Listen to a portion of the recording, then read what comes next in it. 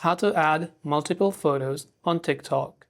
If you wouldn't want to add multiple photos on TikTok, especially whenever you're creating a post, it is very simple to do that. We just open up the TikTok application, tap on the plus icon from the very bottom of the screen. Then here under Photos, tap on the Photos icon from the bottom right.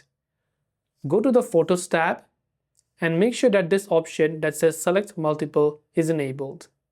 Now we can go on about selecting the photos that we want to add.